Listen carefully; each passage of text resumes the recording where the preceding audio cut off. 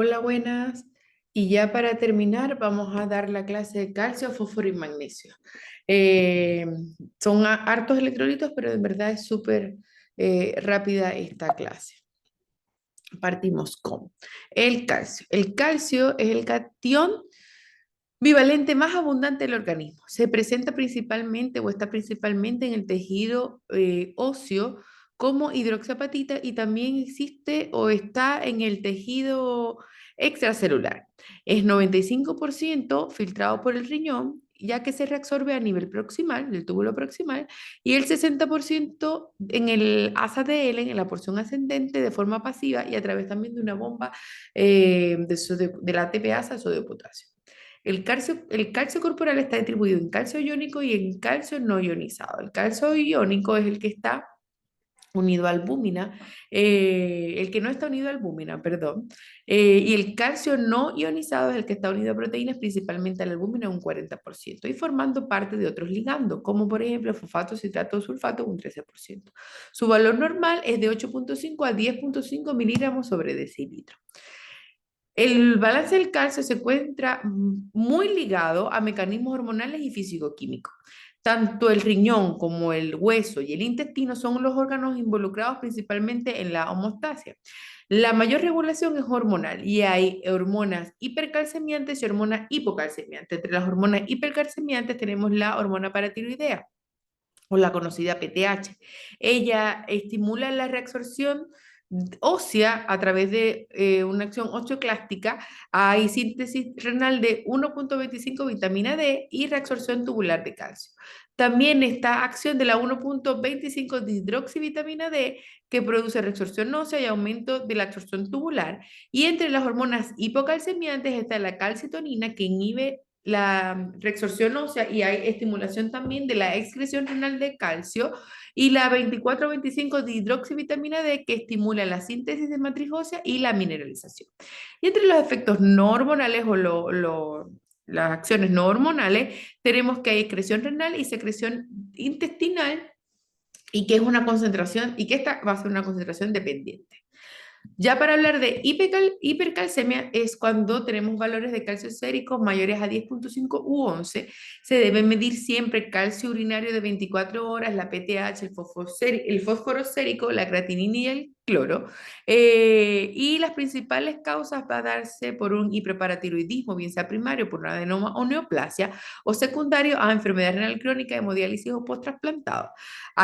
Cuando hay alteraciones tiroideas, cuando hay neoplasia debido a metástasis ósea, hay gran producción de salida de calcio por acción de tuberculosis o sarcoidosis o bajo contexto de sarcoidosis y tuberculosis, por acción de medicamentos como las tiacidas, aminofilinas, estrógenos y el tamoxifeno, y por intoxicación por vitamina D, que esta aumenta la secreción de la PTH. Los altos niveles de calcio van siempre a producir efectos depresores sobre la función neuromuscular y estos pacientes clínicamente se van a manifestar con letargo, debilidad, hay disminución de los reflejos osteotendinosos, están confundidos, aletargados, con anorexia, náuseas y vómitos, hay dolores óseos, puede existir estreñimiento, calcificaciones de tejido extraóseos, extracelulares ventriculares por acortamiento del QT, poliuripolidixia, nefrocalcinosis y calcificaciones en tejidos blandos. La hipercalcemia eh, se caracteriza porque hay una disminuir el tratamiento va enfocado en disminuir la concentración y la absorción, aumentar la excreción y disminuir su movilización en los depósitos óseos, restableciendo la euvolemia del paciente, indicando una dieta baja en contenido de calcio y baja la vitamina D o exposición para aumentar la vitamina D del sol. Eh, Soluciones salinas al 0,45 al 0,9 se dan en bolos de 250 a 500 cc por hora. Acción de furosemida de 20 a 40 miligramos cada 2 horas o estimarle de 1 a 2 miligramos por kilo de peso.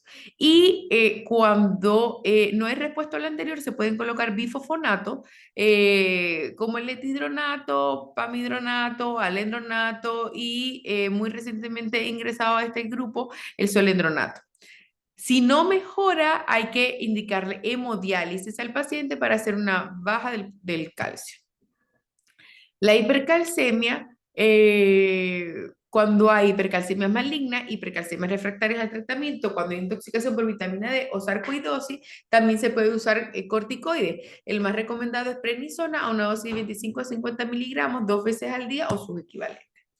Cuando estamos en hipocalcemia es lo contrario, cuando estamos en un calcio sérico menor a 6,5, siempre hay que corregirlo con albúmina y medir fósforo sérico, creatinina, fosfatasa alcalina, magnesio, potasio y calcio urinario. Se da principalmente en pacientes con hipoparatiroidismo congénito o adquirido, cuando hay pseudo hipoparatiroidismo, déficit de vitamina D con la osteomalacia, mala absorción y síndrome del intestino corto, fármacos anticonvulsivantes como la fenitoína y fenobarbital, ingesta insuficiente de calcio en la dieta, medicamentos como furosemida, corticoides laxantes, hipomagnesemia o hiperfosfatemia, desnutrición o pacientes con diarrea crónica, pacientes sépticos, sobre todo pacientes en UCI o pacientes que tengan lisis de tumoral, postquimioterápico o lisis tumorales espontáneas, en pacientes, por ejemplo, muy común en pacientes con linfomas y pacientes con pancreatitis.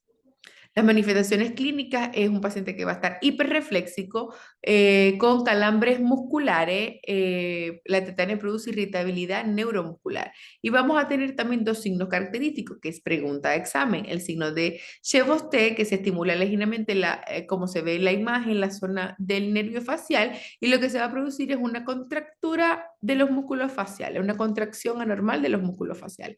Y el síndrome de Trousseau, que es que se infla el manguito con el cual se toma la presión arterial, se aumenta o se aprieta el brazo superior a la presión arterial sistólica y se produce un espasmo del carpo.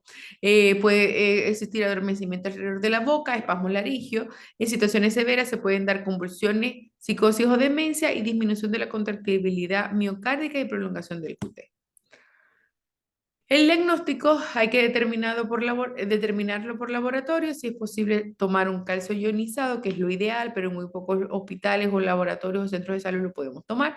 Hay que hacer un electrocardiograma para ver la prolongación del QT, que es como la eh, huella electrocardiográfica de hipocalcemia. Hay que medir siempre fosfato o fósforo magnesio, fosfatasa alcalina, proteínas totales y fraccionadas y la hormona paratiroidea. Cuando hay una crisis aguda sintomática, hay que reponer este calcio con gluconato de calcio al 10%, 10 miligramos de gluconato de calcio, una dosis de 100 a 200 miligramos de gluconato de calcio por kilo de peso, que es lo mismo a 1 a 2 ml por kilo de peso. Esto se tiene que diluir en solución destrozal al 5% y pasar endovenoso en 1 hora, repetirlo 3 a 4 veces. Siempre tenerlo o pasarlo con monitoreo cardíaco, y si la frecuencia cardíaca empieza a bajar, sobre todo de 80, pues hay que disminuir la dosis de infusión o parar el medicamento. Evitar extravasación de la solución, ya que puede producir depósitos subcutáneos de calcio que son súper dolorosos y no tratados o no tratables. Cuando es fase crónica, pacientes con hipocalcemia, puedes darle carbonato, citrato o lactato de calcio a una dosis inicial de 1 a 2 gramos de calcio elemental bioral cada 8 horas con las comidas. Luego ir bajando la dosis de 0,5 a 1 gramo después que los pacientes estén impregnados. Siempre medir vitamina D, y si hay déficit, pues colocar de 400 a 10.000 unidades por día según los requerimientos de cada paciente. Y si el fósforo está elevado, pues se puede agregar un quelante de fósforo como el hidróxido de aluminio. Ya hablando del fósforo, el fósforo, perdón, del organismo se encuentra fijado al oxígeno, pero que normalmente hablamos de fosfato. Hay fósforo inorgánico elemental, que es el que está en el plasma, que es el que medimos, que debe estar entre 2,4 a 4,5, y está el fosfato, que son formas aniónicas, que están distribuidos por todo el cuerpo. Se distribuyen de la siguiente forma: el 85% del fósforo está en el hueso, 15% en los tejidos blandos y 0,1% en el tejido extracelular. Los requerimientos de fósforo a través de la ingesta son 800 miligramos al día aproximadamente, y se consumen primariamente en las carnes rojas o carnes de vacuno, en los productos lácteos, pescados y diferentes aves. El 70% del fósforo de la dieta se absorbe a través del ayuno, se elimina renal a través del filtrado glomerular y la reabsorción tubular proximal, en el túbulo proximal, y el calcitriol aumenta la absorción intestinal y la PTH aumenta la excreción renal. La hiperfosfatemia se puede también clasificar en leve de 2 a 2.5, moderada de 1 a 2 y grave o severa menor a 1.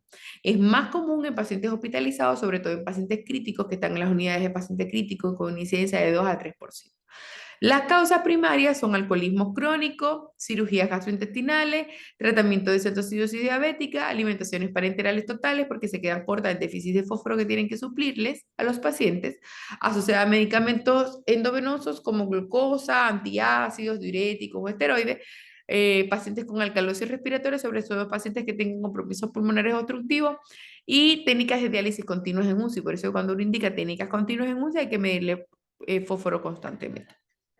El tratamiento de leve o moderado es corregir la causa. Cuando es tratamiento grave, se administra de forma endovenosa de 2,5 a 5 miligramos en 500 ml de solución glucosal en 6 horas. Corregir simultáneamente con otro trastorno, porque por lo general los trastornos de fósforo están asociados a calcio y magnesio. Entonces hay que corregirlo para que los demás electrolitos para que puedan hacer una corrección completa. Las manifestaciones clínicas pues se dan leve o moderada como debilidad muscular, parestesia, astenia, confusión, el paciente no se da cuenta de eso, y grave cuando hay insuficiencia respiratoria, insuficiencia cardíaca congestiva, manifestaciones neurológicas como hiporreflexia, convulsiones, balismo o coma, y desórdenes hematológicos también como anemia hemolíticas agudas, disfunciones plaquetarias y reactomiolisis. La hipofosfatemia la hipofosfatemia también se da muy comúnmente en pacientes desnutridos, quemados o postrados, pacientes alcohólicos. Se puede dar por redistribución cuando hay hiperventilación, como en los pacientes que tienen alcalosis respiratoria, intoxicación por salicilato, sepsis, encefalopatías hepáticas y por administración de nutrientes, sobre todo glucosa o fructosa. Y cuando hay aumento de la excreción de fósforo a través de gastrointestinal, por déficit de vitamina D o por síndrome malabsortivo, hipotiroidismo, insuficiencia renal. Y renal por síndrome de Fanconi, que es súper común por diuréticos y glucocorticoides.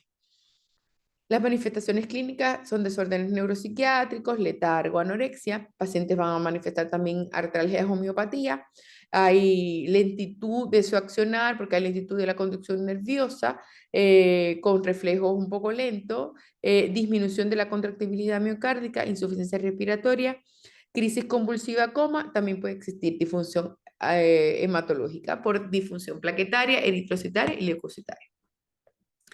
El tratamiento principal es tratar la causa, determinar la excreción de fósforo urinario, el valor normal tiene que ser 20 kilogramos al día, 20 miligramos por kilogramo al día, el fósforo elemental, que es fosfato monopotásico, 0,5 a 1 gramo bioral 2 o 3 veces al día, y si es grave, que el fósforo esté menor a 1,5, es fosfato sódico potásico en una infusión endovenosa.